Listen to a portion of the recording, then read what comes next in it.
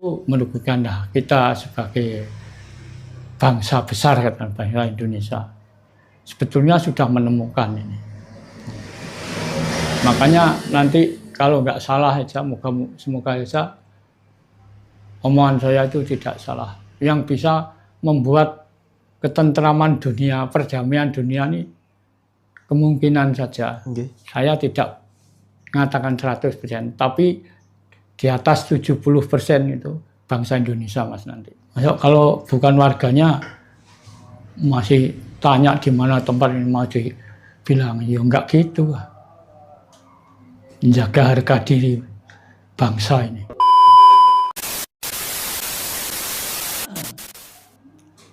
Ya betul, pemerintah ini sekarang ada apa itu program MBG, banyak itu. Apa dananya banyak itu, kelihatannya sepele MBG itu se-Indonesia ya. Coba sampai kapan? Seandainya kita pinter nggak dibohongi oleh orang Arab kan, dah gimana ini negara ini bagusnya, sudah merata barangkali. Tiap tahun berapa triliun, tinggal ngitung aja. Monggo. Lanjut nih, Mbah. Ini tentang meditasi. Apa sebenarnya esensi dari meditasi menurut tradisi spiritual Jawa, khususnya dalam konteks budaya Jawa atau Nusantara?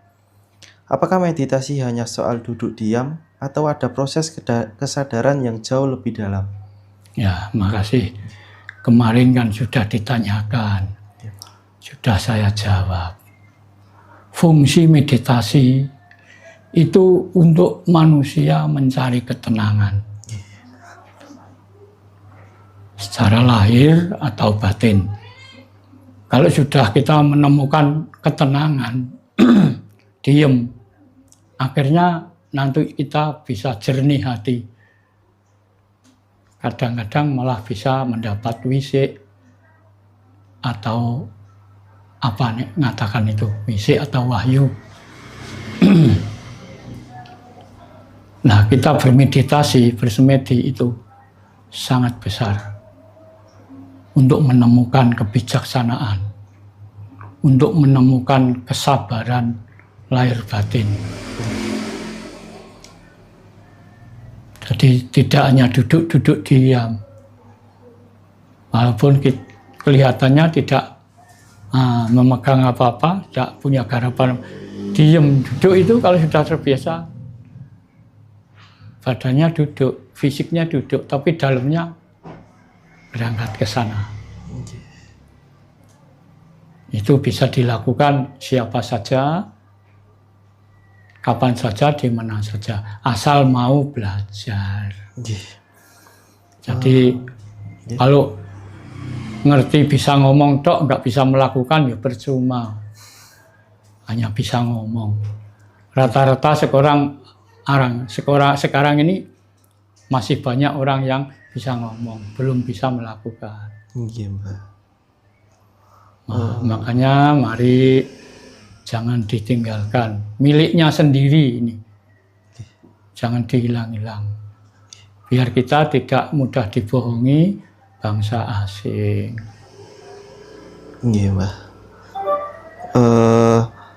Apa saja perubahan nyata yang bisa terjadi dalam hidup seseorang jika ia melatih meditasi secara konsisten dan mendalam?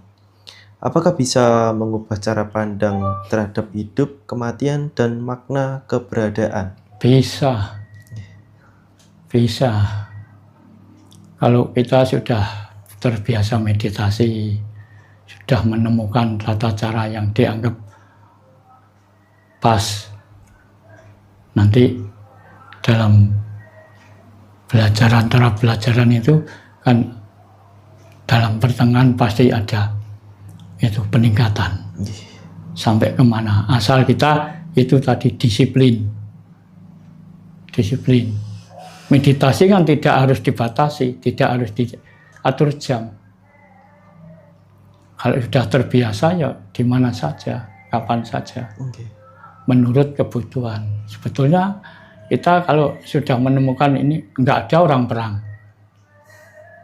karena itu tadi tidak akan melakukan kesalahan dengan sengaja itu. Oke. Kalau sudah itu kan nggak mungkin, tidak ada kemungkinan perang, karena sudah tahu toh perang itu menang yo sakit, kalah yo lebih sakit, Oke. sengsara. Jadi orang Jawa nek bilang nek menang yo jadi rendang, nek kalah jadi pindang. Jadi perang itu tidak menguntungkan, Mas. Wis toh. Perang itu tetap merugikan. Ya jiwa, ya raga, ya harta, ketiganya. Oke. Sampai bahkan nyawa nggih, Mbah. Nyawa, iya. Perang itu merugikan. Nah, kita sebagai bangsa besar, kata bangsa Indonesia, sebetulnya sudah menemukan ini. Makanya nanti kalau nggak salah aja, semoga saja omongan saya itu tidak salah. Yang bisa membuat ketentraman dunia, perdamaian dunia ini kemungkinan saja. Oke. Saya tidak mengatakan 100%, tapi di atas 70% itu bangsa Indonesia, Mas, nanti. Jadi perdamaian dunia ini nanti yang menemukan, yang bisa menciptakan ini ada kaitannya dengan orang Indonesia.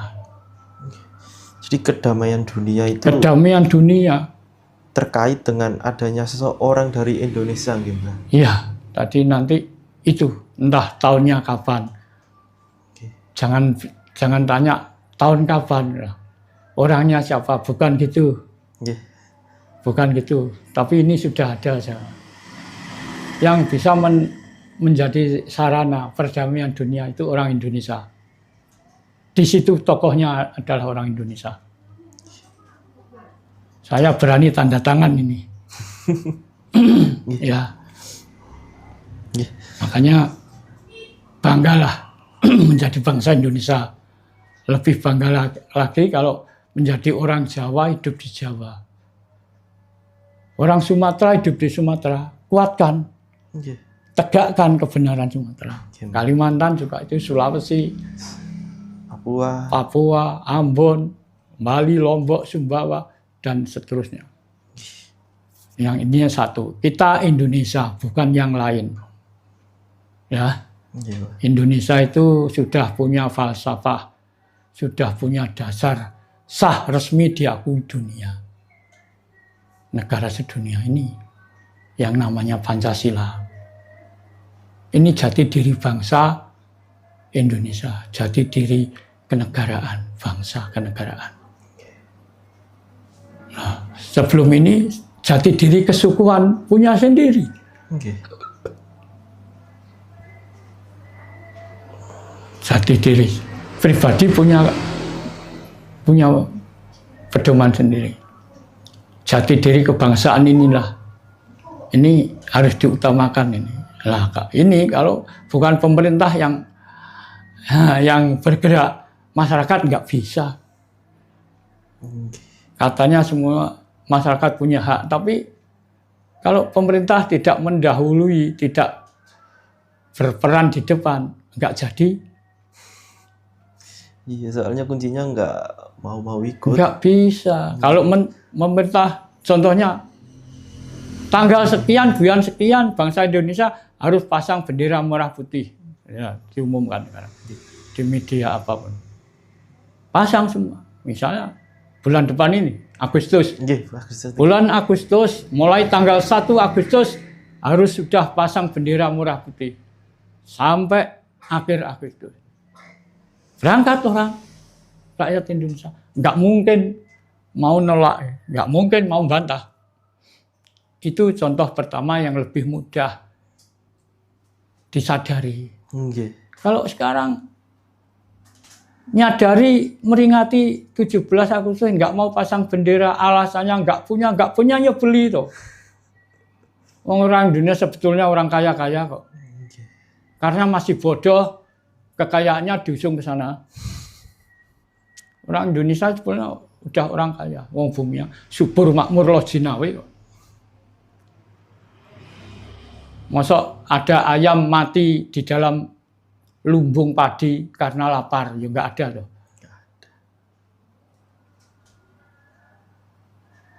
Makanya kita yang harus kita jaga dan kita tegakkan jati diri.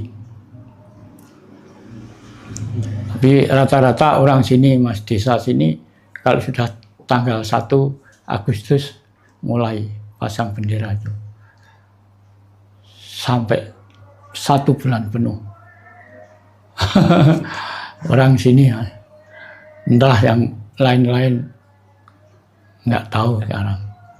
Di desa saya juga begitu, Mbah.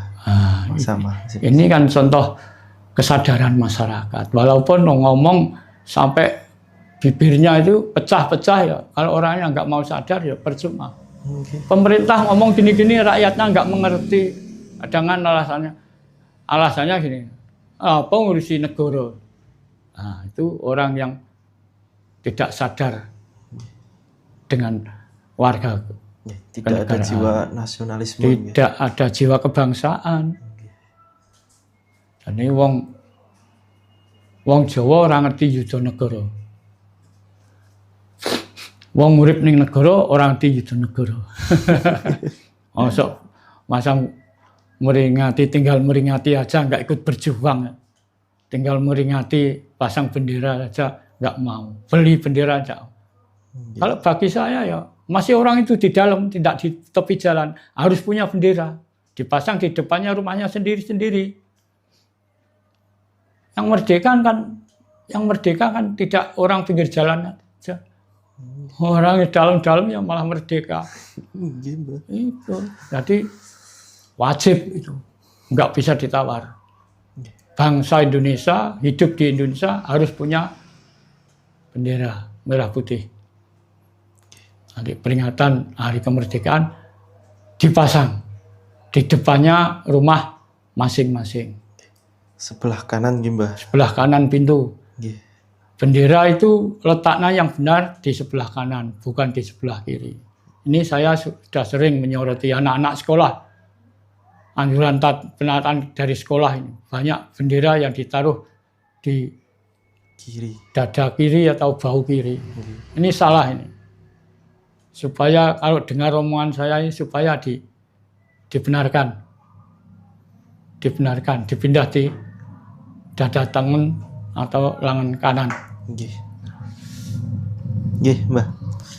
Kita lanjut soal filosofi pitutur Jawa.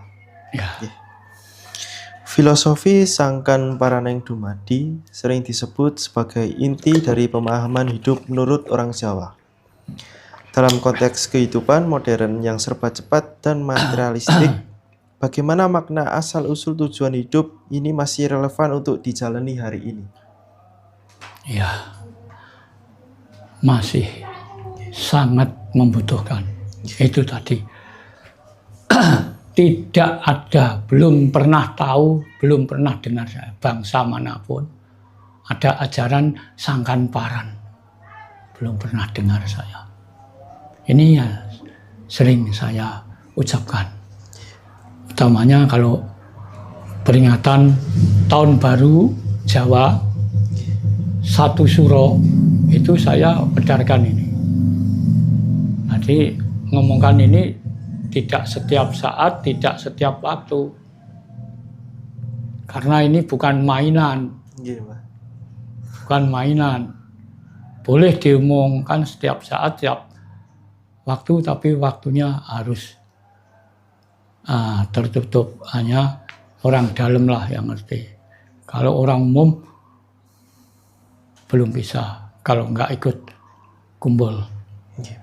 Sangkan paran kalau saya wedarkan di peringatan 1 Suro kan orang umum yang mendengar, pakai sound system kok.